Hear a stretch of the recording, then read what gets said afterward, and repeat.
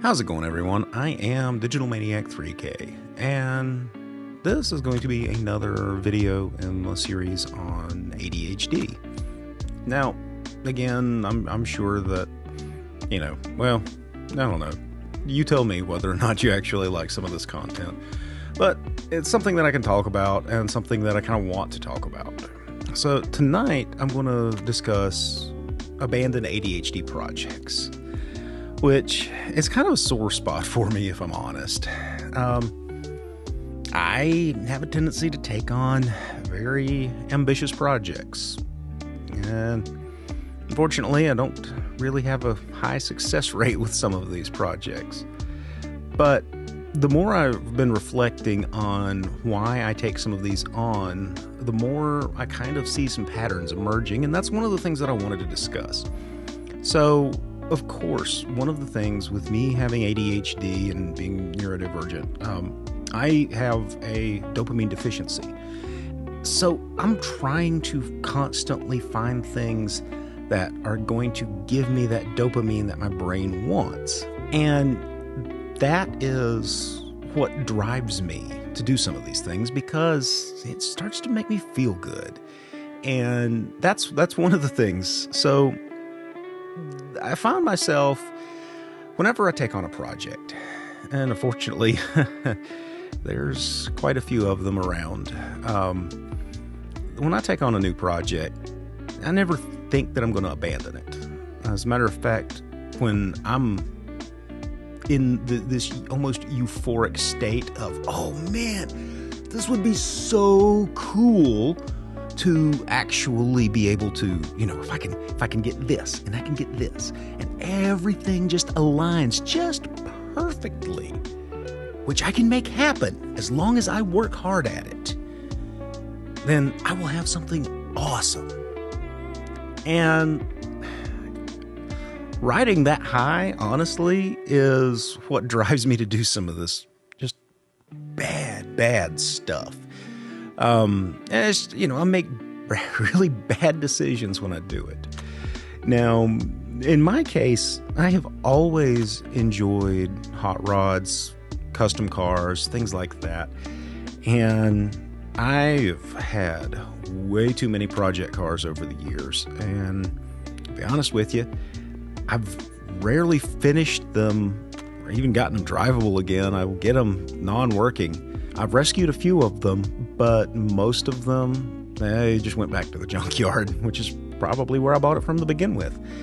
And, in doing so, I've wasted a lot of money. Now, granted, I had fun with them, but at the end of the day, what did I have?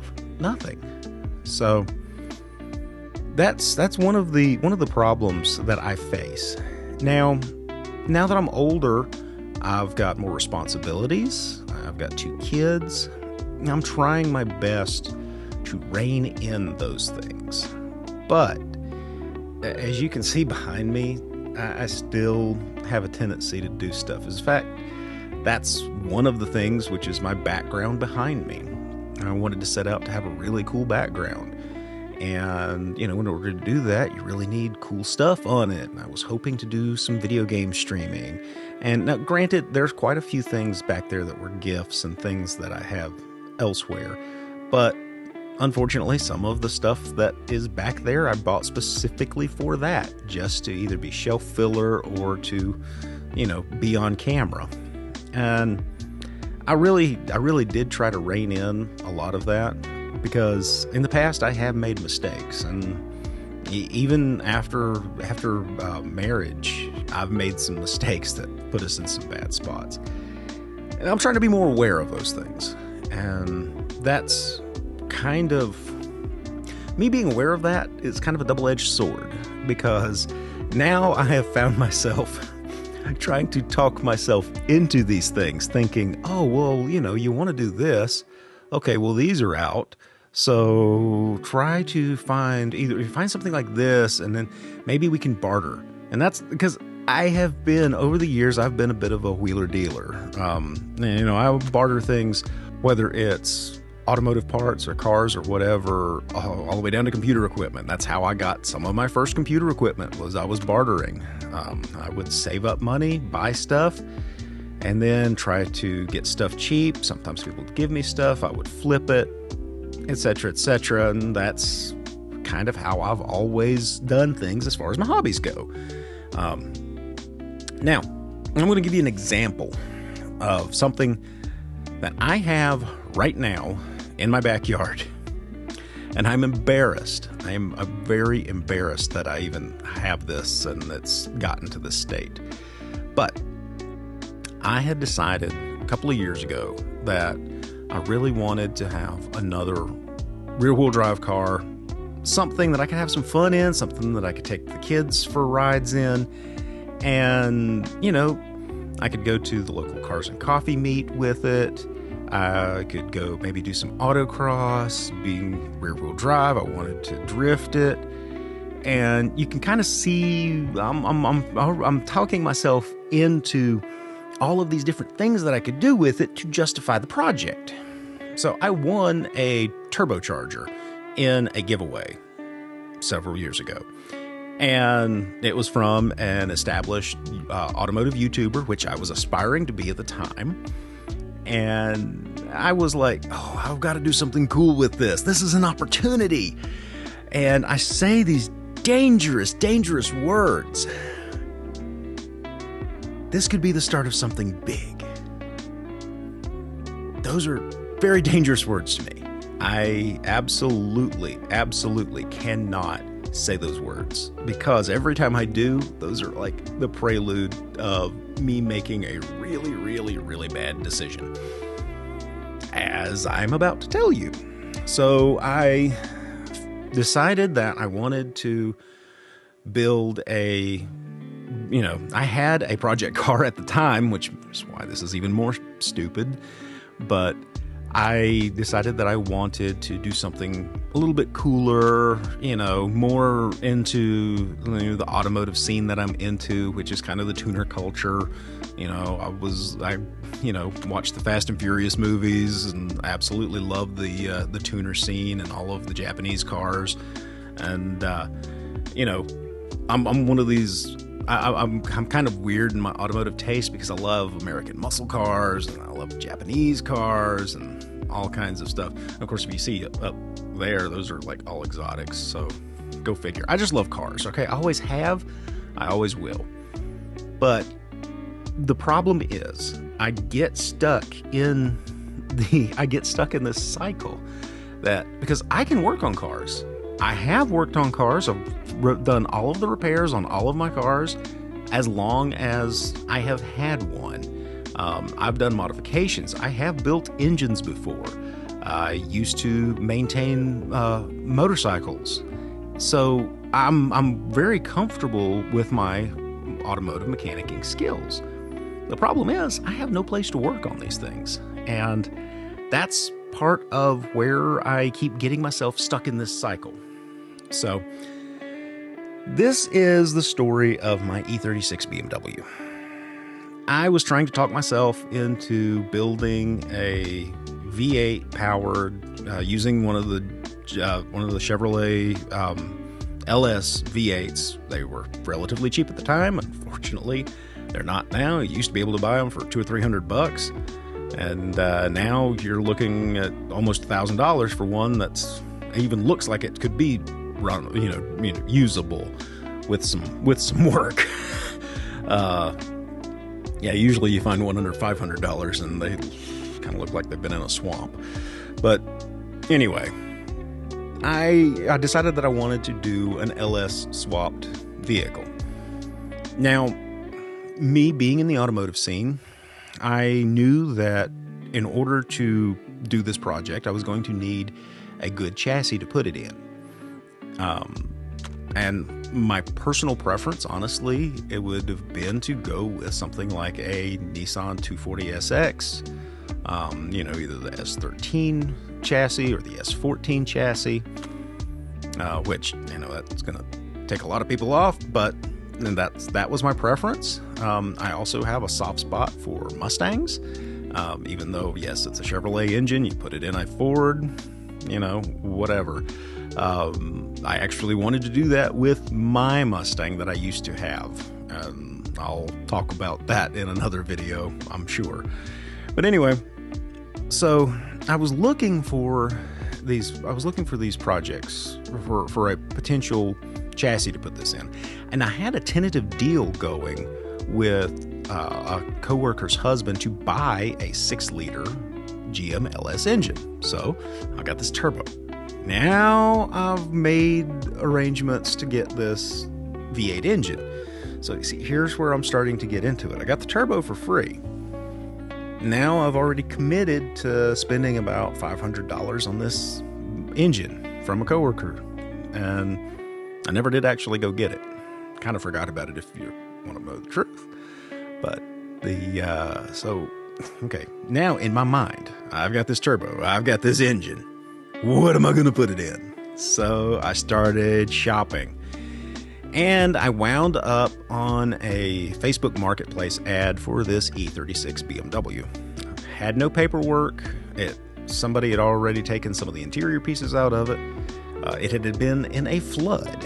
And not all the way to the top, but, enough to get inside the car. So the interior was completely wrecked. For what I was going to do with it, it was perfect. It would be the perfect swap chassis for this project.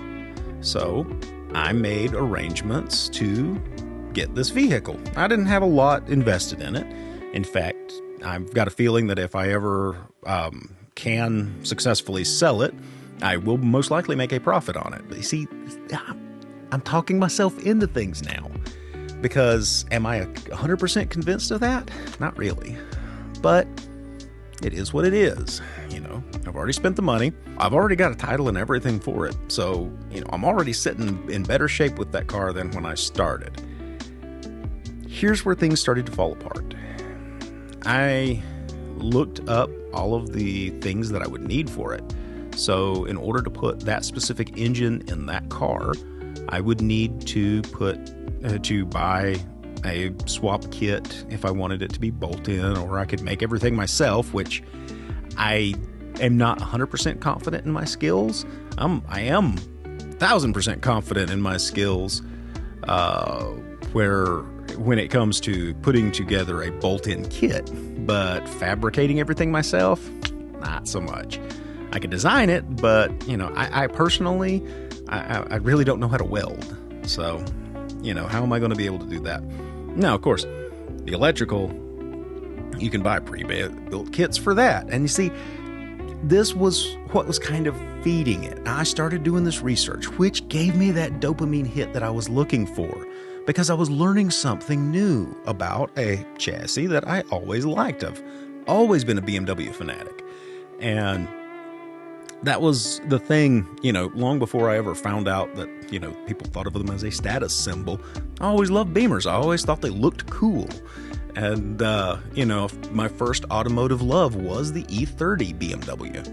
Now I have an opportunity to own an E36 and get to do something cool and obnoxious with it. Sign me up. So, yeah, I talked myself into getting this car. And when I was looking everything up, I realized the point where the glass broke. That was when it was over the dumbest thing. When I was thinking about what transmission am I going to use in this, because I didn't trust the stock BMW manual gearbox to handle the power of the LS motor. And I was looking up the different options and everything, and they were pricey. A lot more expensive than I thought they would be. And it was at that point, that's when I started to feel myself lose enthusiasm. And it's when you start to lose enthusiasm for a project, that's when it's no longer a dopamine hit. It starts to become yet another chore. And that's something that I just didn't need. So over the course of time, it went from, being just outside my garage. I do have a garage now, but it's not big enough to actually put a car in. Unfortunately, right now it's kind of turned into a doom box, which we'll talk about in another video. But I moved it from just in front of my garage, and I put it in our driveway where I normally parked my car, thinking if I keep it there, it will encourage me to actually get out and start wrenching on it. I mean, there's a lot of stuff I have to do on it in order to get it anywhere near where it needs to be for me to start building it back up. There's a lot of tear out, tear down, clean up, things like that to do. Now you'd think a lot of this stuff doesn't cost anything, so get out there and do it. Well, it was when the glass broke. That's when I started losing enthusiasm for the project, and that's when, unfortunately, I came to the realization that this was going to be another one of my abandoned projects. Which sucks. It really does, because when I think about the car that I wanted it to be, and still I kind of do want it to be, but I'm trying to rein myself in. I'm trying not to think about things like that. I have a bad habit of looking at something and seeing the potential, whether it's the potential of what I can make it, whether it's the potential of what somebody else can do with it, or whether it's just the potential that it would have. I see the potential. I don't see it as it is. I don't see it in all of the steps that it's going to take at the very small level. Because if I think about it one way, okay, so I take the engine and transmission out of it. I start cleaning it. I go get it resprayed because, it's sun faded. It looks bad. I replace the rear door that's got the glass broken, and I was going to replace the rear door because I couldn't figure out how to replace that one piece of glass. That's my train of thought. Just ride with me for a minute and tear out the interior. And then I was going to buy these aluminum door panels for it that I was going to put material over to create my own custom interior with like these custom speaker pods, so I would at least have some music to listen to when I'm at the track. And I mean, you see, I'm starting to build this thing up in my head. I'm not thinking about things of, well, what kind of fuel system am I going to put in it? How am I going to feed this beast? Now, granted, give me enough time and a laptop with Google, with access to Google, and I'll tell you, in no uncertain terms, everything I would need for it. But the problem is, it's probably going to cost me $5,000 to do it the way I would want to do it. And that's where it gets into it, okay? And I'm going to admit, it was a bad choice. It was a mistake getting that car. I love that, having that turbocharger though. And I keep thinking I want to use it. It was a gift. It was a giveaway. As far as I'm aware, it was given to the YouTuber who sent it to me. The fact that he sent it to me, that was just cool. I don't want it to be a shelf piece, but for the time being, it might be. And maybe I'll go stick it on those servers back there or something, just so that it'll kind of be a part of my set in here. But still, the thing is, I wanted to use it, and I thought that it was going to be like an awesome opportunity to do something cool that might be the start of something big. And again, I say that those are my danger words. So here's what I'm trying to do to overcome this in the future, now and of course going forward. I've told you that I have those danger words. I am trying to be self-aware, so that if I say that or if I think that, it's throwing up red flags at me now, because I've said that so many times for so many different things, and unfortunately, it's never panned out. I mean, it's one of those things that I really don't care what a lot of people's opinion of me is. I feel most people have a very negative opinion of me, but I can assure you nobody has a more negative opinion of me than I do. You know, I honestly feel like a failure at everything that I attempt because I keep getting sucked into this cycle of thinking that something is going to be a huge opportunity, and I want to seize that opportunity. I don't want to let something pass me by. And then it turns into another abandoned project. And that turns into wasted money. Sometimes it's wasted carryover. And, you know, all of this is part of the ADHD tax. And I actually have another video planned to talk about that. But here's the thing. As far as that goes, you know, like I said, I'm a car guy. I was really wanting to have a really cool car, so I tried to build me one. Then I turned around and bought one. Now, the story of that is a story for another day. But it didn't happen the way I thought it should have. But now I do have a car. It's a rear-wheel drive. It's a manual gearbox. It ticks all of the boxes. It's not a V8, but I use it for commuting, so a V8 really wouldn't be that thing. It wouldn't be that economical. But it's everything that I wanted, really.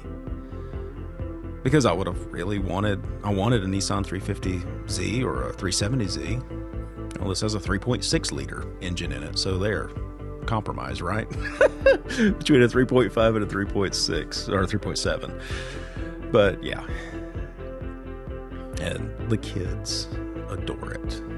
So even though I didn't get a chance to do my grand build up and have my really cool one-off custom car, one of one, I did ultimately get one. Again, it's not how I wanted to. I paid way too much money for it. Still am and will be for a while. That's part of the ADHD tax too, unfortunately. And again, we'll go into that in another video. The one piece of advice that I have for anyone who finds themselves going through this cycle, find your danger words. Find something that can throw off a red flag. Maybe you should tell someone, you know, and tell your best friend, tell your spouse, if they're not one and the same. But seriously, I have wasted so much money over the course of my career just in hobbies and things. And I'm kind of tired of it. It's stuff. It's stuff that you have to manage. It's stuff that you have to look at and go, oh man, I really wanted to do that. And then it just makes you feel like a failure because you're like, you think about, why am I not doing that? My YouTube studio, honestly, this was one of my biggest ones. And I really feel like that might be what's driving me to record some of these videos. Because this was a 3-year project. I put 3 years of hard work into this. And it's not even the final form of what I have planned. Because, like other things, I have a much bigger plan. But, who knows? Maybe that one will be the one. I hope it is, because it would be really cool if it is. So anyway, I want to thank you for your time. I really appreciate you hanging out with me and listening to me ramble about failed projects and everything.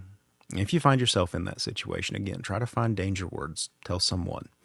If you hear me say this, maybe you need to help rein me in a little bit. Talk to me. Talk some sense into me. And you know what? As long as you're willing to try, as long as you're willing to try to get control of it so that you don't find yourself in this cycle, I'm going to tell you something. I'm proud of you. I am proud of you. So, Anyway, that's it from me. I will talk to you later. If you like this video, don't forget, comment, share it, do whatever you want to with it. Don't forget to subscribe if you haven't already and you want to keep listening to me ramble on about ADHD and getting way too emotional about it. So anyway, thank you. I'll talk to you later.